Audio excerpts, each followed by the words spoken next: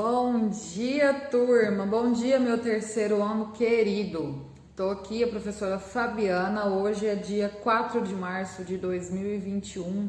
Estamos aí para mais um dia da nossa semana. E hoje, quinta-feira, nós temos aula de quê? Nós temos aula de ciências. E dia de aula de ciências nós começamos com o quê? Com música. Então vamos lá, ó. Essa é a música que um aluno escolheu, ó.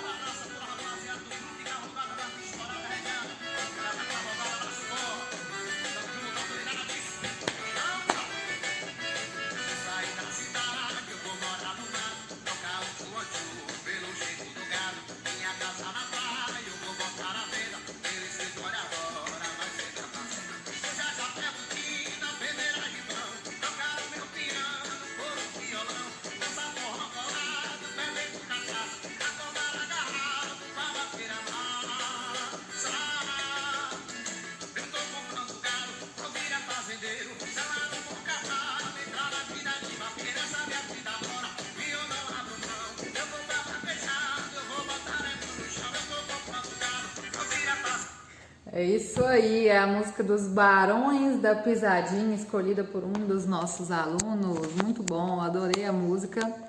Então vamos lá, já que começamos com a música, vamos iniciar então com a nossa aula de ciências. Depois vamos para as outras matérias. Nós então, ao longo desses dias, estamos falando sobre o som. Já falamos sobre o que é o som, falando sobre a saúde auditiva, os problemas relacionados então ao aparelho auditivo. Na aula passada, então, eu pedi uma pesquisa para que vocês então procurassem lá essas doenças relacionadas então, né, ao sistema auditivo, à saúde auditiva. Eu creio que vocês encontraram lá algumas, várias relacionadas então ao cuidado errado, ou então problemas genéticos, né, que a criança, o indivíduo já nasceu então com aquele problema no sistema auditivo, ou ele adquiriu ao longo do tempo. E hoje nós vamos falar brevemente um pouco sobre a produção do som, como ele é produzido, do que ele precisa para existir. E aí também depois nós vamos falar um pouquinho na aula que vem, para finalizar essa parte de som, sobre as propriedades que o som tem. Nós temos aquela questão de volume, intensidade, o timbre do som, que a gente já consegue observar isso com facilidade nas músicas. Um tom mais alto, um tom mais grosso, o timbre que é utilizado, o volume, a intensidade, tem todas essas diferentes então em relação às propriedades do som. Mas hoje nós vamos falar sobre a produção do som. Quando vocês veem, por exemplo, a música, dentro da música existem vários instrumentos musicais. Nós podemos ter violão, existem vários, mas eu vou exemplificar aqui o violão, que é um que a gente conhece muito, bem famoso e comum. Tem violino, tem teclado, tem bateria. E cada um desses instrumentos, eles vão então produzir um som. Assim como a minha voz também está produzindo um som. E aí no nosso corpo tem um sistema então para que funcione então a produção do som. E aí, para que qualquer um desses tipos sonoros eles sejam emitidos, eles precisam de um meio para se propagar. Então, o som, para ele existir, para ele ser produzido, ele precisa de um meio. E quais são esses três meios? Os três que nós temos. Ou ele pode ser propagado pelo meio gasoso, pelo ar. Aqui no caso que a minha voz está propagando o som no ar. Então, o som da minha voz está sendo propagado pelo meio gasoso. Vocês têm, claro, esses conceitos de gasoso, líquido e sólido? Vamos tentar relembrar um pouco mais sobre isso. O meio gasoso aqui, o ar, nós então precisamos ou o meio gasoso para o som se propagar, ou do meio sólido.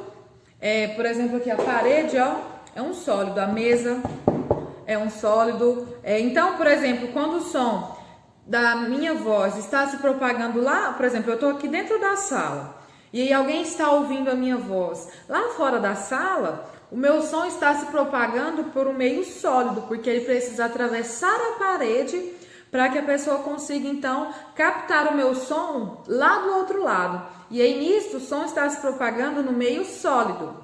Então ele também pode se propagar por um meio sólido, por o meio gasoso, por exemplo, quando no meu celular eu coloco a música e a música se propaga aqui no ambiente, é o meio gasoso.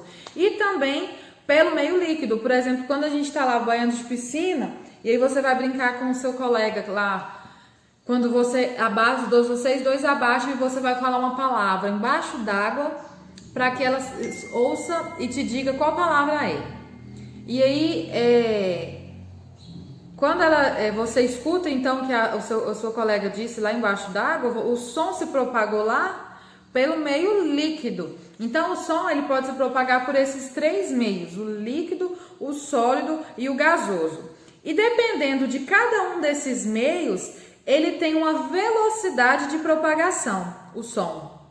Então, no meio gasoso ali, ele tem uma velocidade mais lenta para se propagar. E aí, conforme ele vai mudando o meio, por exemplo, no meio líquido, o meio sólido é onde ele vai conseguir ter a velocidade mais rápida de propagação, quando o som se propaga mais rápido.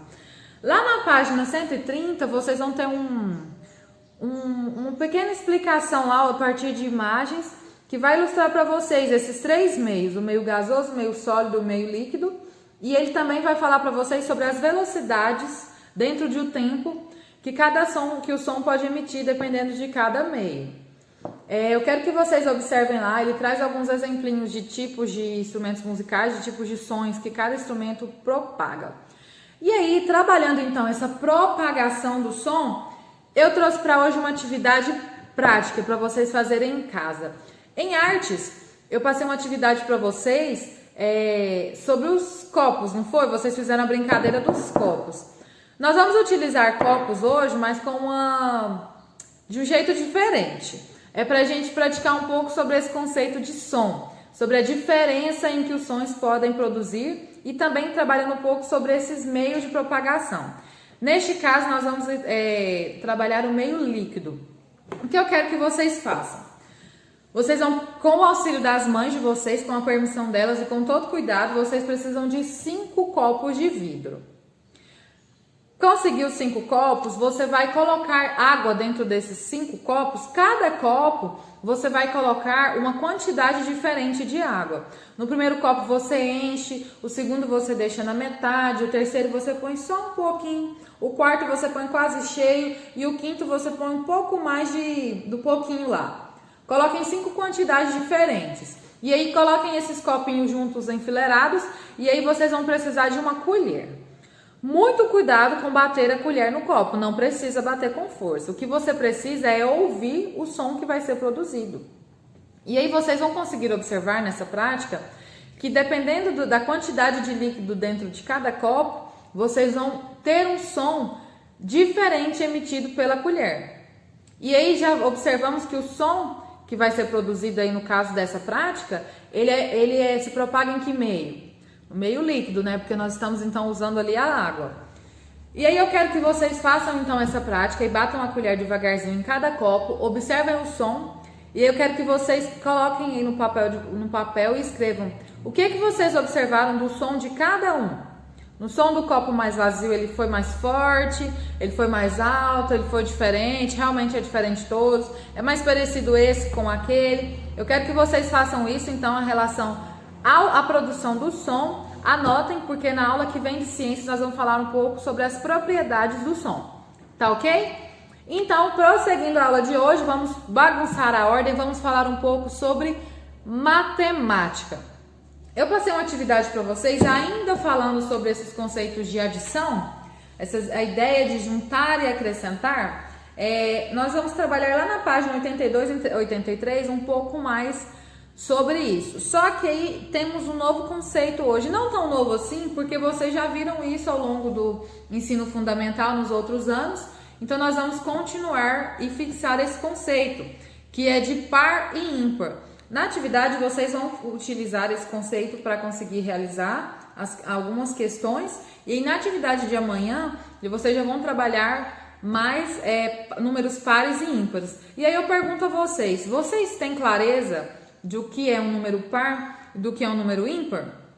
Vamos observar aqui uma ilustração que eu fiz bem bonitinha no quadro? Olha só, nós temos aqui 2 agrupamentos. Já de cara, vocês conseguem já me dizer qual agrupamento se refere a um com número par e com número ímpar? Como é que eu vou conseguir identificar, Fabiana? É fácil, nós temos até um macete.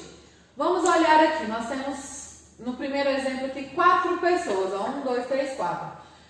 O agrupamento de números pares, ele é formado então de pares, de 2 em 2. Então eu agrupei aqui, eu tenho 4, eu agrupei 2 e agrupei 2. Deu certo? Sobrou alguém para eu agrupar? Não. Então eu tenho 1, 2, 3, 4, número 4. De cara, eu já consigo identificar que se trata de um número par.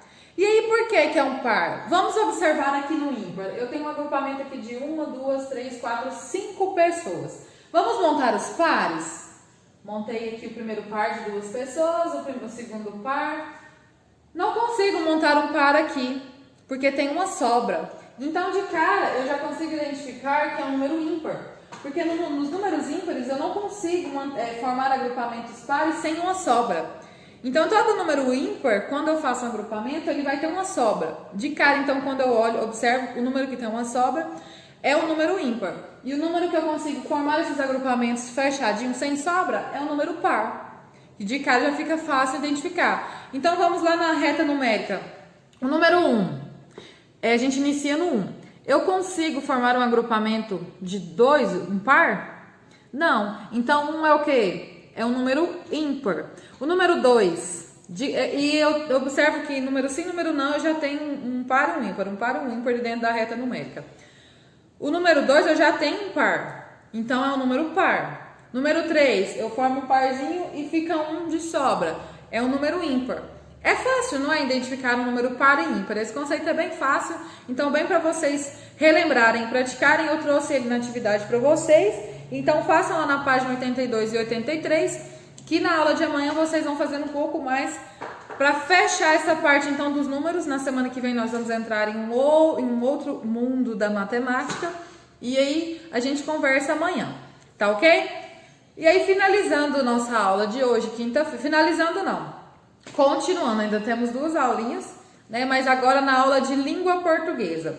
Eu passei uma atividade para vocês lá no livro do Novo Pitanguá, lá na página 178 e 179.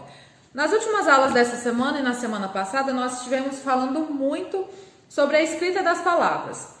Nós observamos que uma letra, uma vogal que muda ali dentro da minha palavra, uma vogal, uma letra que dobra dentro da minha palavra, eu já posso construir uma palavra completamente diferente. Então, o que eu preciso me atentar? É que eu preciso de atenção quando eu vou observar uma palavra, quando eu vou escrever uma palavra, quando eu vou interpretar uma palavra, porque um detalhe muito pequeno pode mudar completamente a minha palavra. Então, nós estivemos trabalhando aí ao longo da semana e da semana passada a escrita das palavras. E para isso eu preciso sempre estar atento.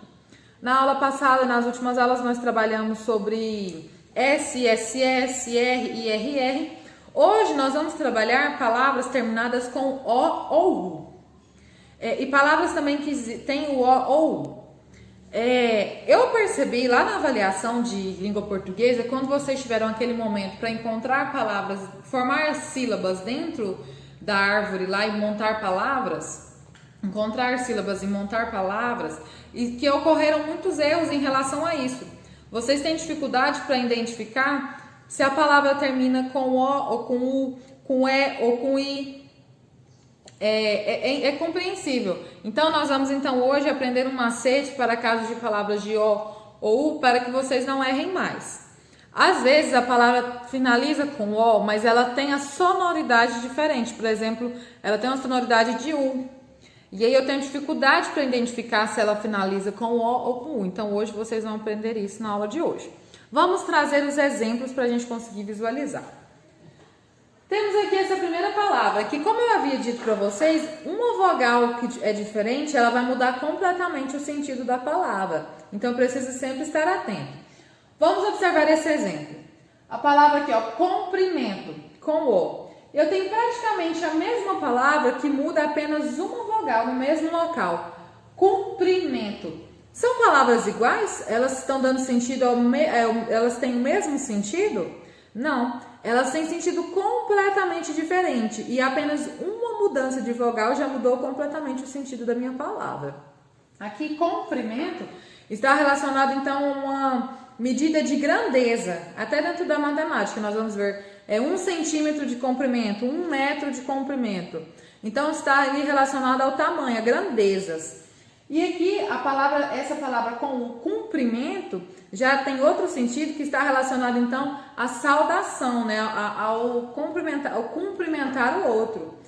Quando eu digo oi, eu estou cumprimentando alguém, certo? Então muda completamente. Agora, quando são palavras com terminações de o ou u, quando saber qual é qual? Temos aqui o primeiro exemplo, uma palavra com terminação de o. Amigo. Como eu vou saber que amigo termina com o e não com u? Vamos lembrar daquela regrinha de abrir a boca e fechar na separação de sílabas? Identificar qual sílaba tem o som mais forte? Amigo. Primeiro, ela é trissílaba, né? Essa palavra ela tem 3 sílabas, nós já trabalhamos isso. E qual é a sílaba mais forte aqui dessa palavra? Amigo. O mi, certo? Então, quando a penúltima sílaba tem o som mais forte, e aí nós temos aqui um outro conceito de oxítona, paroxítona e proparoxítona, que vocês podem identificar qual é, mas nesse caso eu preciso identificar se é a penúltima palavra que tem o som mais forte aqui dentro da palavra. A palavra que utiliza o ou u nas terminações vai ter o no fim. Então, se é a penúltima, o som mais forte é o no final. Agora, um outro exemplo. Canguru. Já separei aqui, ó. Canguru. É uma trissílaba. Qual aqui é a sílaba de tom mais forte? Canguru. É o ru. Se é na minha última sílaba o tom mais forte, então a vogal final que eu utilizo é o u. Então já fica fácil.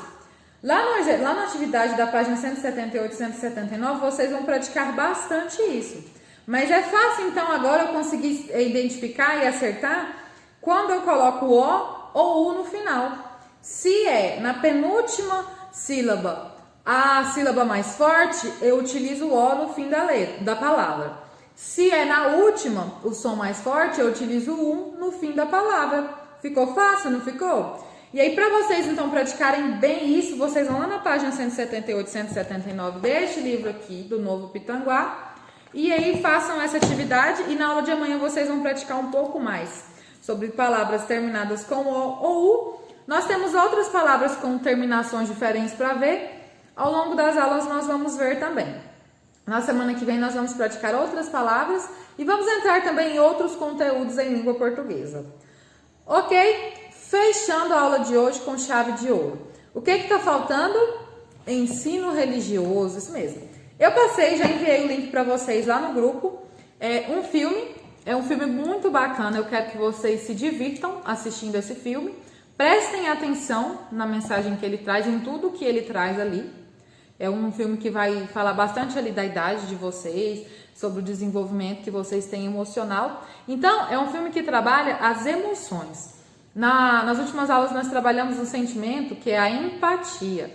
E aí depois que vocês assistirem esse filme, nós vamos falar um pouco mais sobre as emoções, sobre as fases em que nós encaramos ao longo da nossa vida, para entender um pouco mais sobre essa questão de respeito ao próximo, respeito à religião do próximo, respeito às diferenças, ok? Então assistam o filme, não deixem de prestar bastante atenção e não deixem de assistir. E aí na próxima aula a gente vai discutir um pouco mais dentro de ensino religioso, tá ok? Então um grande beijo para vocês, um bom dia e até amanhã.